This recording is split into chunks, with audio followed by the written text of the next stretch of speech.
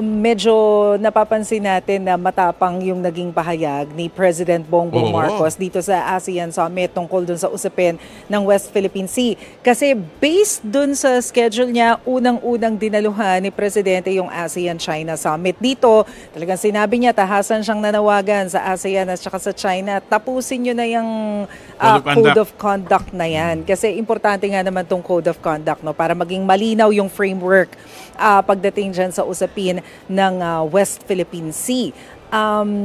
Bukod dito sa panawagan niyang to, binigyang diin din niya yung importansya, of course, ng rules-based order. And of course, meron din kasing nag-leak o lumabas na dokumento na ito daw, apparently or allegedly, yung sinabi ni Presidente doon sa retreat session niya dito sa ASEAN. At dito, malinaw yung sinabi niya na hindi dapat nagbubulag-bulagan doon sa mga ginagawa ng external forces sa isang ASEAN state member, lalo na kapag merong mga violations sa international law.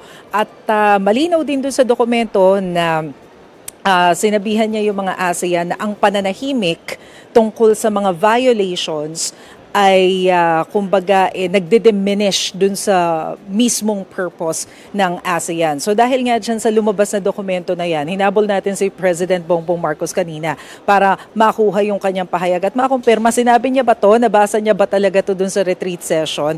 Kaya lang ang sabi ni PBBM kanina, hindi siya magsasabi ng anumang impormasyon tungkol dun sa nangyari sa retreat session kasi close-in daw yan. So bahala na daw ang chairman ng ASEAN at yung kanyang mga closed door rather. Bahala na yung chairman ng ASEAN at yung kanyang staff to decide whether or not ipapublicize yung mga napag-usapan doon. Tama naman kasi na dahil sa ginagawa ng isang bansa na hinaharas, no, hindi lang Pilipinas kasi yung Vietnam hinaharas din at may 10 fishermen na nasakta nung kamakailan lang, no. So, hindi lang Vietnam, hindi lang Pilipinas, pati Malaysia. Talagang hinaharas itong isang makapangyarihang bansa. Yan. That said, meron bang mga world leaders or anyone na nag-react or nag-echo sa mga sentimiento ng ating Pangulo patungkol dun sa West Philippine Sea issue? Oo.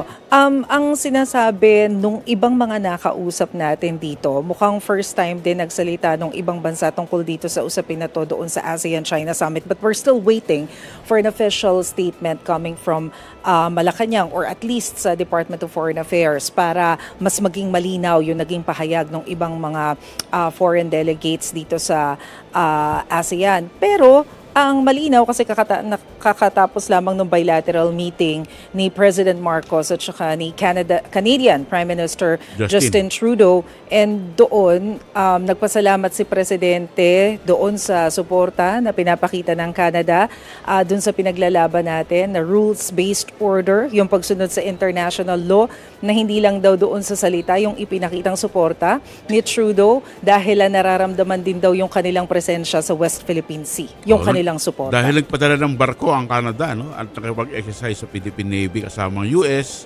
Australia at Japan, no, kamakailan. At ang alam ko ang mga leader na nandyan ay ang Japan, South Korea, Australia, New Zealand, Canada.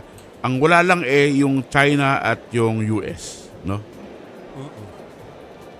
So, yes, tama. China and US. Wala dito si Joe Biden at saka si Xi Jinping. Pero si Li Qiang ang humarap kanina sa ASEAN-China. Pinapanood nga namin yung nangyayari sa loob. But of course, walang translator yung si Li Qiang. So hindi namin maintindihan kung ano yung sinabi niya dun sa speech niya.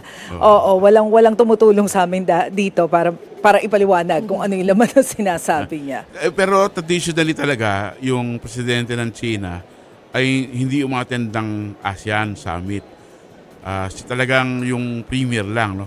Ang president ng China ay umattend sa APEC, no? Sa APEC. Kaya doon, no, pati si Russian President Vladimir Putin sa APEC pumupunta yan. Maliban sa hindi gano'n sa ASEAN. Yes, tama. Okay. Oo, tama Tito Manny. Kanina nakausap din natin yung PCO. Ang sinasabi sa atin, merong dalawang possible na kung baka nakikitang bakante na schedule ni Presidente kung saan pwedeng isingit yung mga bilateral meeting. But so far, si Trudeau pa lang yung nakaka-bilats nitong si PBBM. Let's see kung meron pang maisisingit. Yung sa New Zealand kasi, bukas pa nakaschedule. Ayan. Meron bang opportunity ang Philippine media para makausap si Pangulong Marcos? Inaabangan nga namin siya dito kaya lang napakatipid magsalita no? Pero alam mo, Tito Manny, compared dun sa ibang mga bansa na na-cover natin na ASEAN, medyo mas maluwag sila dito pagdating dun sa pag-i-interview ng mga heads of state kasi pag kinawayan mo yung mga heads of state dito, once na lumapit, pinapayagan ng mga security, unlike dun sa ibang bansa na napakahigpit ng mga presidential security group. Pero anyway, yung tinatanong mo kung magkakaroon tayo ng chance na makausap si Presidente, bukas, meron kami nakaschedule na yung tinatawag natin nakahapihan sa media, but in reality, alam naman natin na press conference yun, no? Kasama yung mga kapatid natin sa media para mabigyan tayo ng update, ma-brief tayo kung ano yung nangyari sa ASEAN, and hopefully mabigyan din tayo ng pagkakataon na makapagtanong pa tungkol dun sa mga ibang issues, kahit yung mga national issues natin dyan sa Pilipinas. Kasi ako'y natutuwa dahil sinabi nga ni Pangulong Marcos na dapat bilisan na yung Code of Conduct kasi ang tagal na niyan Mahigit 20 years na yan nakabinbin at laging ang China ang may dahilan bakit nadidelayan. Kaya dapat bilisan na nga.